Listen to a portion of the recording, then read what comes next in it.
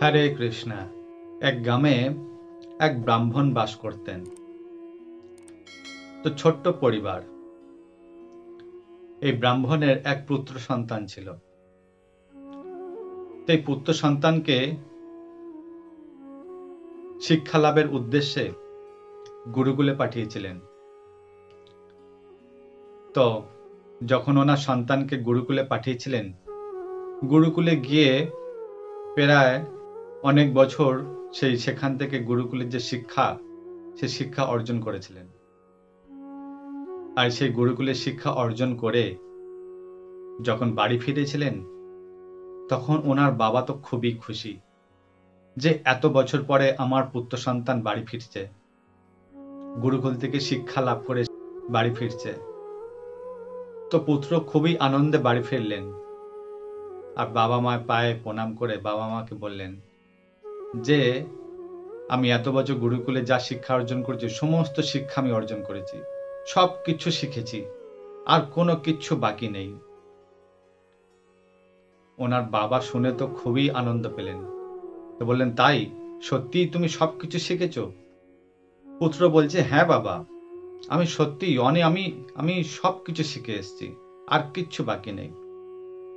বলছে, ঠিক আছে, সে নয় বুঝলাম তুমি সবকিছু শিখেছো। তা পুত্র বললেন, তোমার বিশ্বাস হচ্ছে না?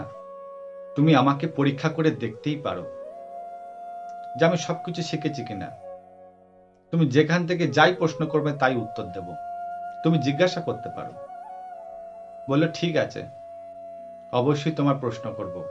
সেই প্রশ্নের যদি উত্তর দিতে পারো, তাহলে জানবো যে তুমি সত্যি গুরুকুলে সেই শিক্ষা সবকিছু অর্জন করতে পেরেছ। তো পুত্র রেডি হয়ে গেলেন, হাত পা ধুয়ে রেডি হলেন, আর বাবাকে বললেন যে বলুন কি প্রশ্ন। তখন ওনার বাবা জিজ্ঞাসা করলেন, আচ্ছা পাপ সম্বন্ধে জানো তো?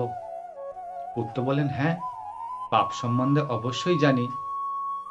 তো বাবা বললেন, ঠিক আছে, তাহলে এই প্রশ্নের উত্তর দাও যে পাপ সম্বন্ধে যদি জেনেই থাকো, তাহলে পাপের বাপ কে, পাপের বাবার নাম কি, এই উত্তরটা আমায় দাও। ওনার পুত্র শুনে অবাক হয়ে গেলেন, যারে পাপের বাবার নাম, পাপের বাবার নাম কি? তখন ওনার পুত্র আর কিচ্ছু বলতে পারছেন না, আর কিচ্ছু বলতে পারছেন না, একদম চুপ হয়ে গেলেন। কি বলবো, আমি এত বছর গুরুকুলে এত শিক্ষা অর্জন করেছি, সমস্ত কিছু শিখেছি, কিন্তু আমি এই উত্তর দিতে পারছি না। মুখ লজ্জায় পড়ে গেলেন। আর অবশেষে ওনার পুত্র সিদ্ধান্ত নিলেন যে বাবা, তুমি যা প্রশ্ন করেছো আমাকে, আমি সত্যি বলছি আমি এর উত্তর পাচ্ছি না, তাই আমি আজ থেকে গৃহত্যাগ করছি, আর এই প্রশ্নের উত্তরের সন্ধানে আমি বেরিয়ে যাচ্ছি। যতদিন না পর্যন্ত আমি এর উত্তর খুঁজে না পাচ্ছি, ততদিন পর্যন্ত আমি গৃহে ফিরব না, আমার এটা প্রতিজ্ঞা। পুত্র কি করলেন, বাবা মার আশীর্বাদ নিয়ে বেরিয়ে পড়লেন এই প্রশ্নের উত্তরের সন্ধানে।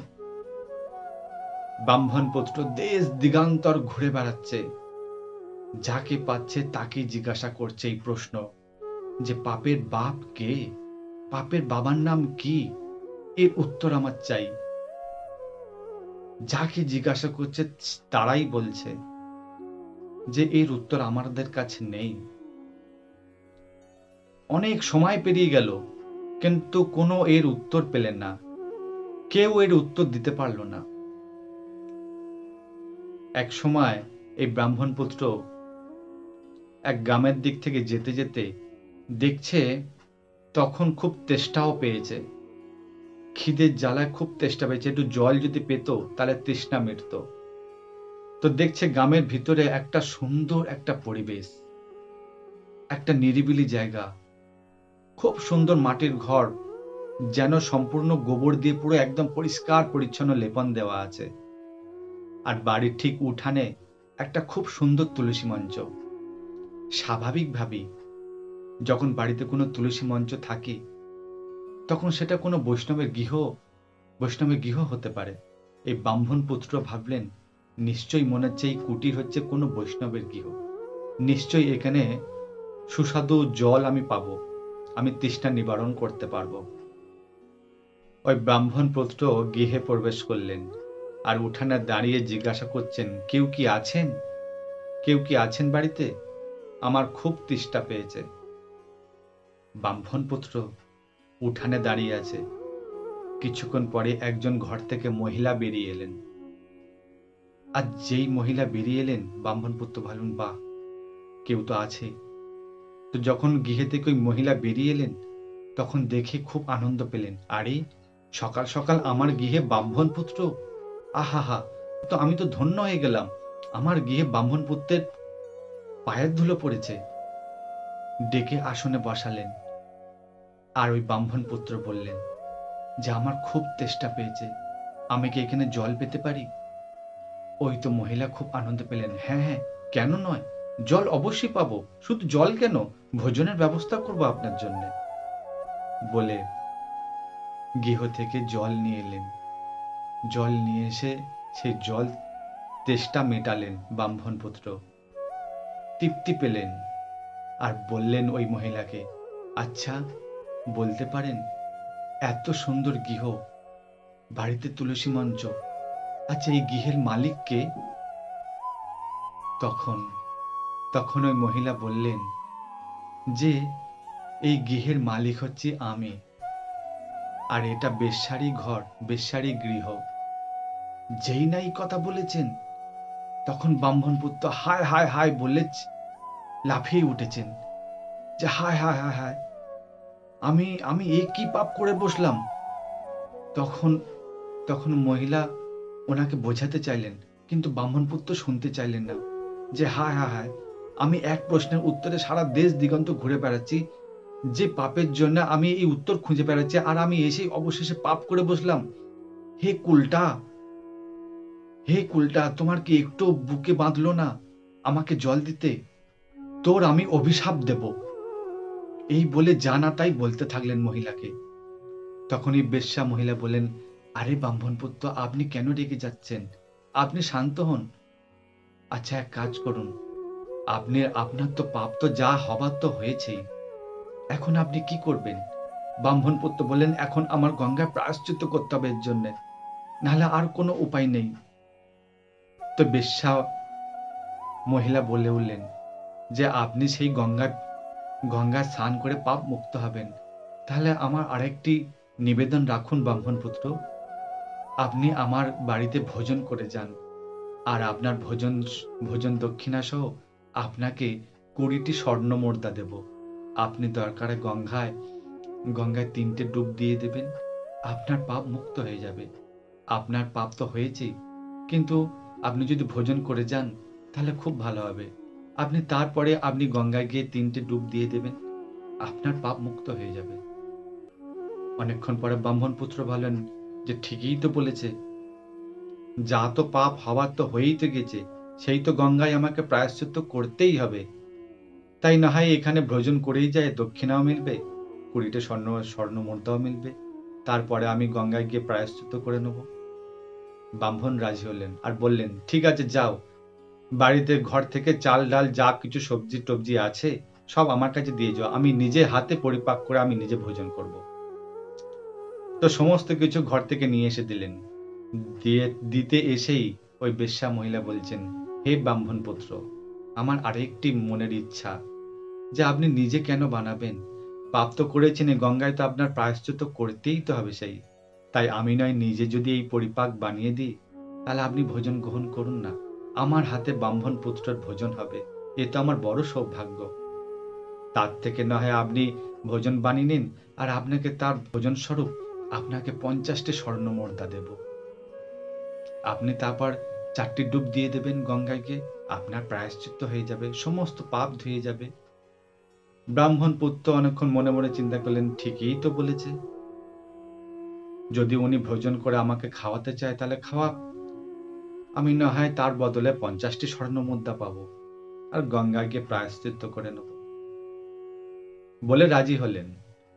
মহিলা ভোজন বানালেন, ভোজন বানিয়ে ব্রাহ্মণ পুত্রকে খুব সুন্দর আসন বিছিয়ে দিলেন, বিছিয়ে দিয়ে আর ভোজনের ব্যবস্থা করলেন। ভোজনের ব্যবস্থা করে ব্রাহ্মণ পুত্রকে বললেন, আপনি ভোজন গ্রহণ করুন। ঠিক যেই সময় ভোজন করতে যাবে সেই সময় ওই বেশ্যা মহিলা আবার বলে উঠলেন, ব্রাহ্মণ পুত্র, আমার আরেকটি নিবেদন, আরেকটি ইচ্ছা পূর্ণ করুন। যা তো পাপ তো হওয়ার তো তা তো হচ্ছেই, আপনি তো গঙ্গার প্রায়শ্চিত্ত করবেনই। আপনার আমার বিশেষ ইচ্ছা, এই ভোজন আমি যেন নিজে হাতে আপনাকে যেন খাইয়ে দিই, তাহলে আমার মহা সৌভাগ্যবান হবে, আমি মহা ভাগ্যবান হব যদি আমি নিজের হাতে খাইয়ে দিই। আপনি তারপরে দরকার গঙ্গায় 5টি ডুব দিয়ে দেবেন, আপনার প্রায়শ্চিত্ত হয়ে যাবে, সব পাপ ধুয়ে যাবে। এইটুকুনি মনের ইচ্ছা পূর্ণ করুন হে ব্রাহ্মণ পুত্র। ব্রাহ্মণ পুত্র ভাবলেন, এটাও ঠিক, সেই তো আমাকে গঙ্গায় প্রায়শ্চিত্ত করতেই হবে, তাই না হয় ও নিজের হাতে খাইয়েই দিক। ব্যাস, ব্রাহ্মণ পুত্র রাজি হলেন। যেই বেশ্যা মহিলা নিচু হয়ে ব্রাহ্মণ পুত্রকে ভোজন করাতে যাবেন, এক ঠাস করে চড় মারলেন ব্রাহ্মণ পুত্রকে। ব্রাহ্মণ পুত্র লাফিয়ে উঠলেন, আরে কুলাঙ্গার, আরে কুলটা, তোর এত বড় সাহস, তুই আমার গালে চড় মারিস? আরে তোর বংশ নাশ হয়ে যাবে, আমি তোকে এক্ষুনি অভিশাপ দিচ্ছি। তখনই বেশ্যা মহিলা বললেন, ব্রাহ্মণ পুত্র, আপনি রেগে যাচ্ছেন, আপনি রেগে যাচ্ছেন, আমাকে অভিশাপ দেবেন? আপনি একবার নিজেকে নিজে প্রশ্ন করে দেখুন তো, নিজেকে নিজে প্রশ্ন করে দেখুন একবার। আপনি যে উত্তরের সন্ধানে এই দেশ দিগন্ত ঘুরে বেড়াচ্ছেন, যে প্রশ্নের উত্তর খোঁজার জন্য ঘুরে বেড়াচ্ছেন, আপনি প্রশ্নের উত্তর কি পাননি এখনো পর্যন্ত? বলে, আমি ওসব জানতে চাই না, তুমি কেন আমাকে গালে চড় মারলে? তোর তো অভিশাপ দিচ্ছি আমি, সমস্ত বংশ নাশ হয়ে যাবে। ওই বেশ্যা মহিলা বলে উঠলেন, হে ব্রাহ্মণ পুত্র, একবার বিচার করে দেখুন, কেন আপনাকে চড় মারলাম? আপনি যে বাপের কথা জানতে চাইছিলেন না, তা আপনি সত্যি কি আমার বাড়িতে ভোজন করতে এসেছিলেন? কিসের জন্য এসেছিলেন? আপনি একবার চিন্তা করুন। ব্রাহ্মণ পুত্র বললেন, হ্যাঁ সত্যি, তোমার ভক্তি দেখেই তো আমি ভোজন করলাম, ভোজনের ইচ্ছা হলো, তোমার ভক্তি ভাব দেখে, প্রেম ভাব দেখে। বেশ্যা মহিলা তো বলে উঠলেন, না না ব্রাহ্মণ পুত্র, আপনি আমার ভক্তি প্রেম ভাব দেখে ভোজন করেননি, এই ঘি এতক্ষণ কাটাননি, কারণ আপনার ভিতরে লোভ আছে, আপনার ভিতরে কোনো প্রেম ভাব নেই, আপনি স্বর্ণ মুর্দার লোভে আমার গৃহেতে ভোজন করতে বাধ্য হয়েছেন। তাই জেনে রাখুন, বাপের নাম হলো লোভ। এই লোভের দ্বারা সমস্ত পাপ সংগঠিত হয়।